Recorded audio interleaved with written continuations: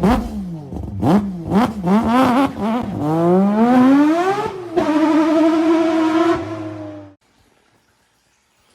guys, this video is going to be a little bit different. I just wanted to kind of do an update, as you could probably tell by the title. I've been watching a lot of YouTube lately. I haven't been for a little while because I've just been so freaking busy. But some of the stuff that's been coming out from some of my favorite YouTubers has really caught my attention. So, I'm kind of immersed again, and I just wanted to talk about some of the stuff that I've been seeing and kind of, share my opinion on what I think is going on. So, first off, I want to talk about Whistlin Diesel. You see he got a couple of R32s.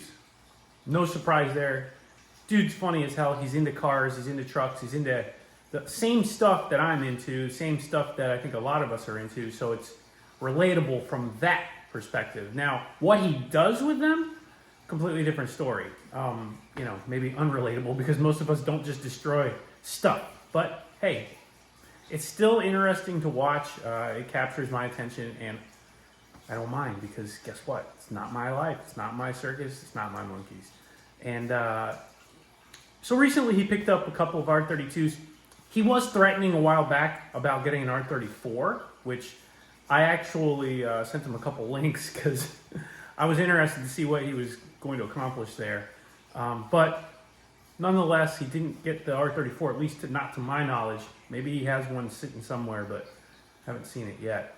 But the R32s, he did show those, and as expected, they promptly failed.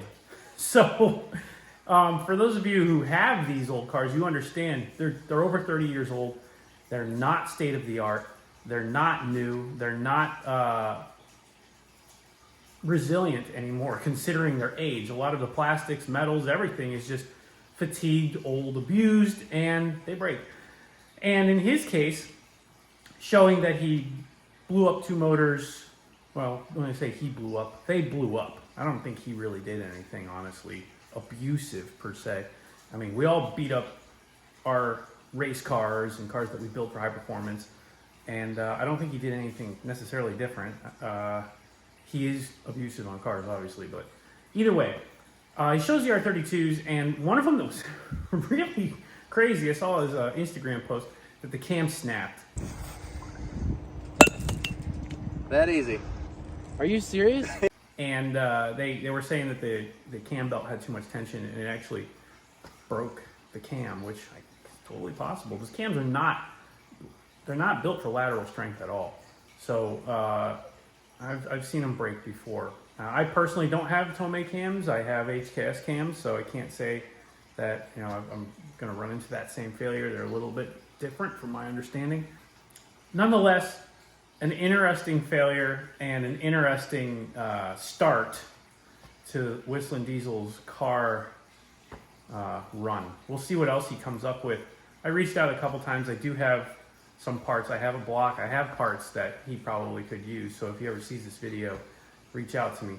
Either way, really interesting material there. Moving on from Whistlin Diesel, we'll go to my good friend and one of my favorite YouTubers, Tommy F. Yeah, and his setup. He is just slaying it.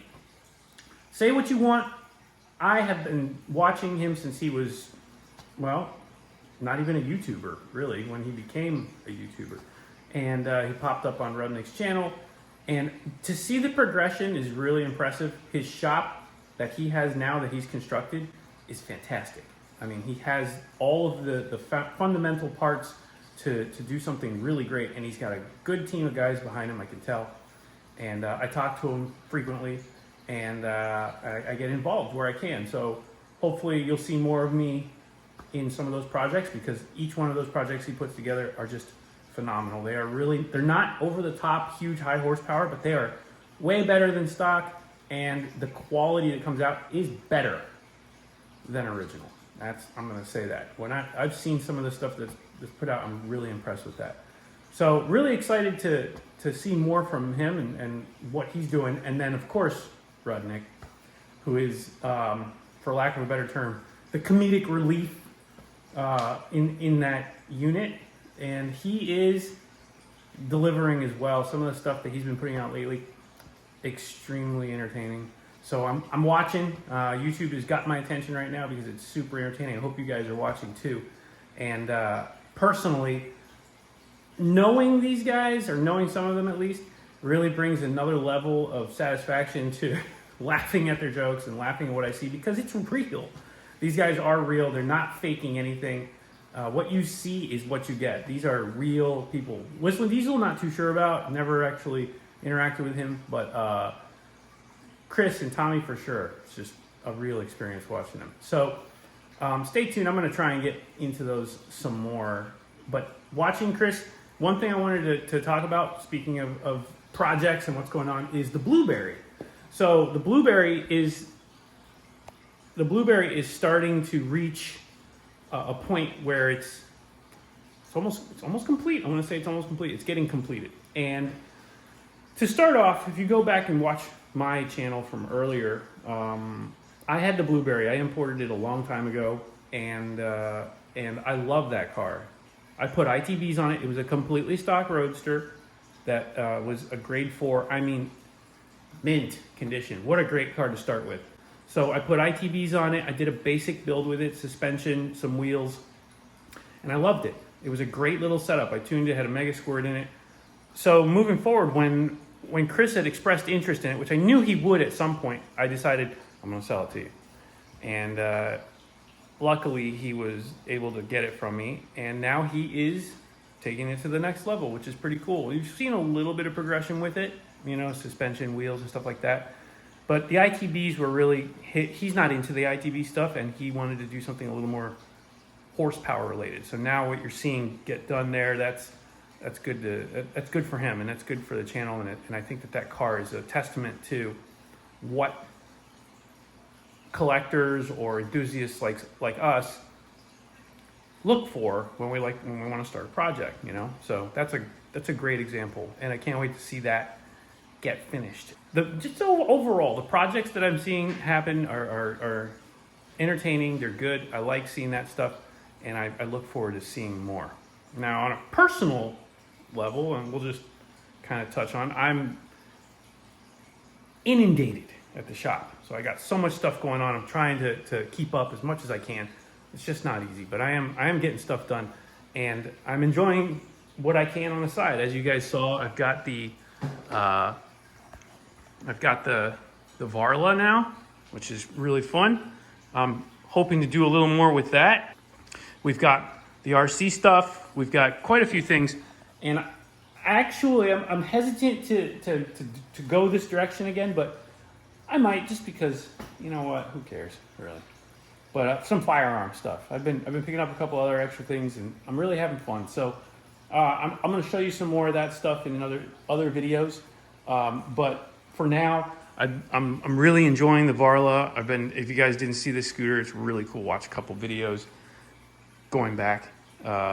40 miles per hour on that thing. Jesus, what a machine. And I've been just riding the hell out of it. I got like 100-something miles on it already.